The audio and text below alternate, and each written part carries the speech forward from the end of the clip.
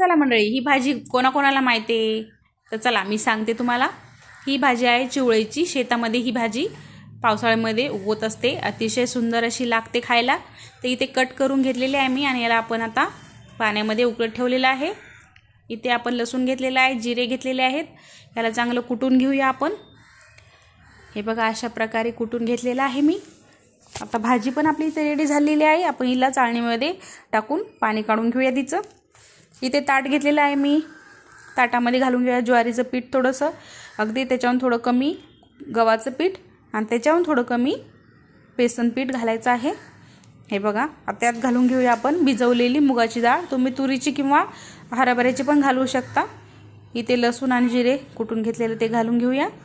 कांदा घातलेला आहे एक आणि लाल तिखट तुमच्या आवडीनुसार घाला.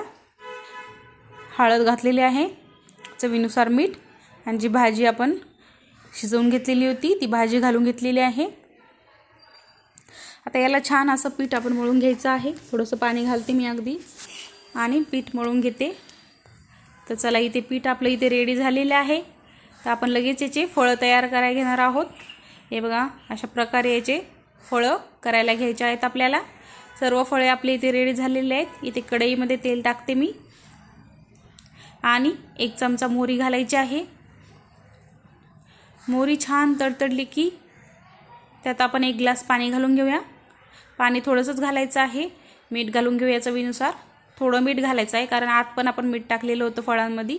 उकळी फुटली की सर्व फळे आपण टाकून घेतलेले आहेत बघा. त्यावर थोडं झाकून ठेवूया आणि तर चला इथे आपण फळं आपले इथे रेडी होत आहेत बघा. बघते मी, चेक करते झालेत का. आणि ही भाजी शेतामध्ये मिळते. अतिशय सुंदर रानभाजी आहे ही आणि अशी सुकी भाजी पण करून खायला अतिशय सुंदर लागते किंवा फळं पण करून खाल्ले तरी चालतात. अतिशय सुंदर अशी लागते ही भाजी. तर तुम्ही नक्की ट्राय करा. धन्यवाद.